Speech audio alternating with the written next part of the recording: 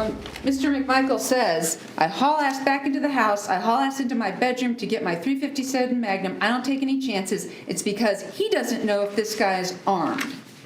That was my understanding. Okay, so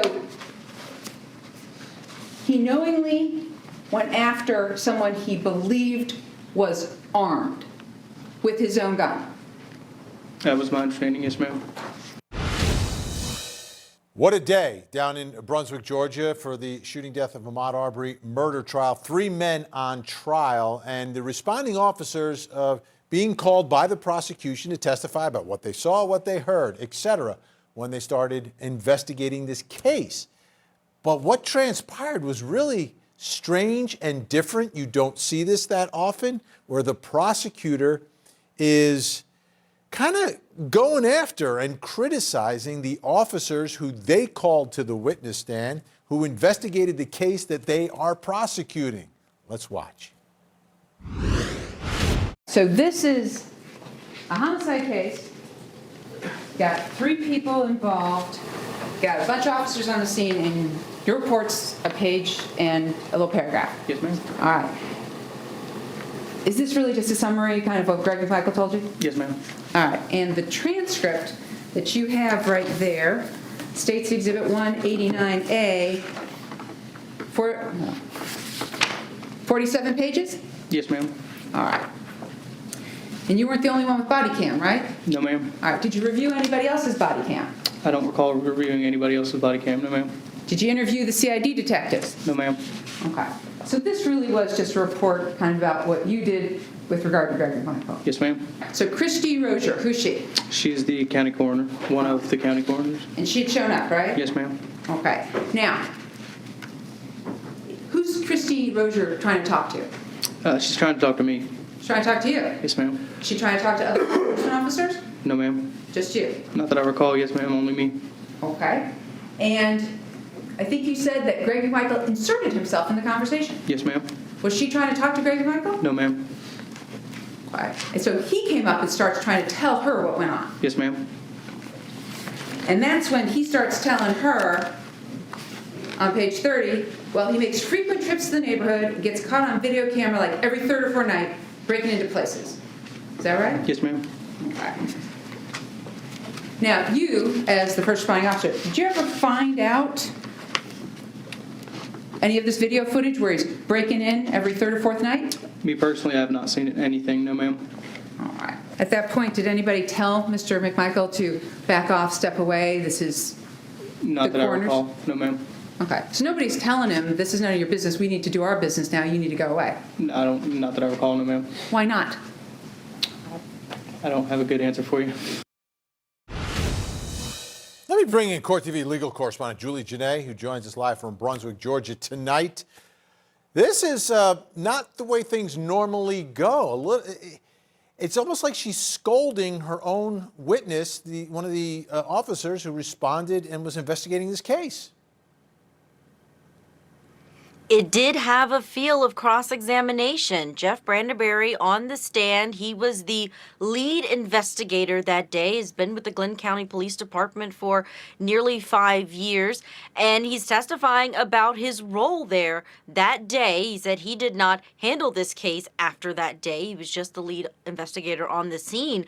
But the prosecutor is just really addressing what I think is something that they already got this jury to be thinking about during jury selection, and that is the concern they have about the length of time between the killing of Ahmaud Arbery and the arrest, which was over 2 months later.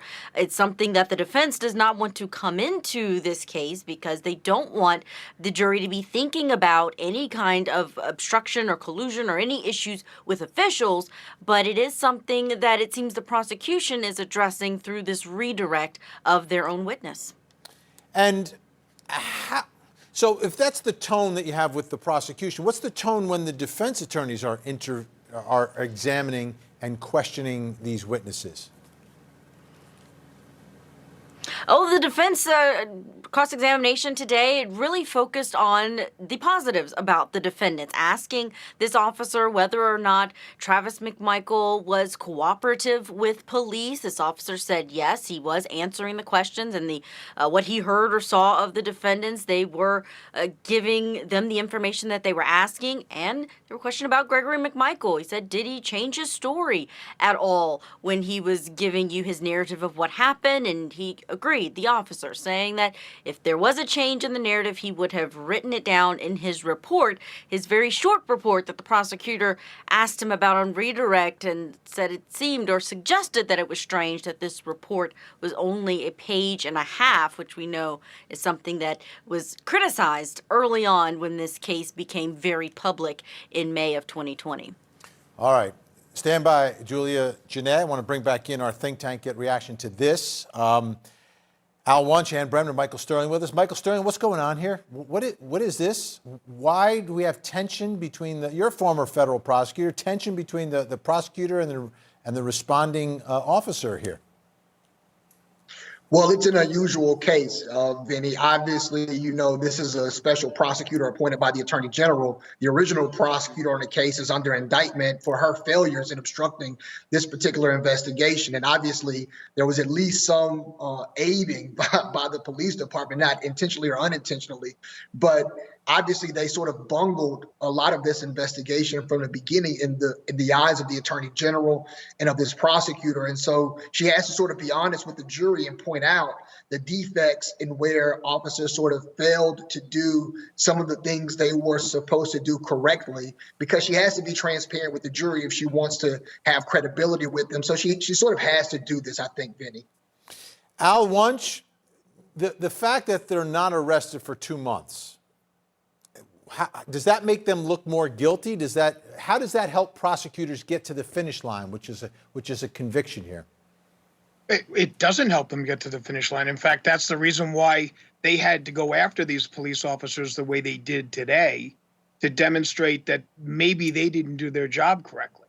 Because the fact that this was not an arrest at the scene, the fact that they weren't given Miranda rights at that point, and that they were let go, it has to be explained. So the prosecution today just ripped the Band-Aid off, okay, and took the scab and everything. But as Michael said, that needed to be done. That needs to be done to lay the groundwork as to what was wrong with this case from the get-go, and how the jury now can finally give justice to Mr. Arbery. Let me ask you this, Ann, because there's another dynamic here. This is all Glynn County. These are the local police. The jury's all from Glynn County.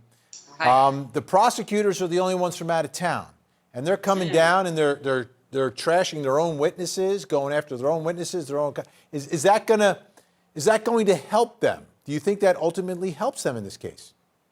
Well, I agree with Al and Michael in what they're doing and why they're doing it and why it's effective or can be effective. But I agree. You come in. Like in Seattle, if I go down to Tacoma, I'm like the outsider, when I go into the courthouse, and so you come in as a special prosecutor into this community and criticize, the homegrown police officers in front of a jury that's been there for a long time and loves their community. And that can be dangerous. I mean, that's why they call it being hometown. I mean, that's the hometown, that's the home team. And finally, it's not cross-examination, but it feels like it. And I think we always say cross-examination doesn't have to be cross. You can ask your questions without having an attitude or acting in a certain way that's quote-unquote cross. I want to take a listen to some more testimony, and this is more traditional testimony where the prosecutor is bringing out the inconsistencies of Greg McMichael's statements that day. Take a listen. At this time, when he first starts talking to you, this is page 6, he's on video numerous times breaking into these other houses. Did Greg McMichael tell you which houses? No, ma'am. Did he tell you which houses to go to? No, ma'am. Did he tell you if he had any hard evidence that Mr. Arbery was the one breaking into other houses? No, ma'am. He said there was a video at one point, but at this point, I don't believe. Exactly. Let's go ahead and move forward to page 17.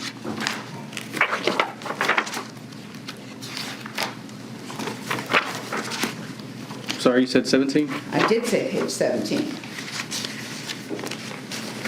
So now I'm going to direct your attention specifically to line 14. On numerous occasions, the guy has broken into a house over here, and they've got him on video. Yes, ma'am. Okay? So now we've gone from numerous houses, he's on lots of videos, to numerous occasions, the guy has broken into a house over here. It just says a house, right? Yes, ma'am. Okay. And that's on 17. And then we go to page 18. And now, they got him on video going into this house 2 or 3 times. Is that right? Yes, ma'am. All right, so we've gone from breaking into all these houses to the one house, and now it's, anyway, they got him on video going into this house 2 or 3 times. So we're down now to 2 or 3 times. Is that Yes, right? ma'am. Okay, I want to bring back in Julie Janae, who's down in Brunswick, Georgia. Give us a little more context and significance of this part of the questioning.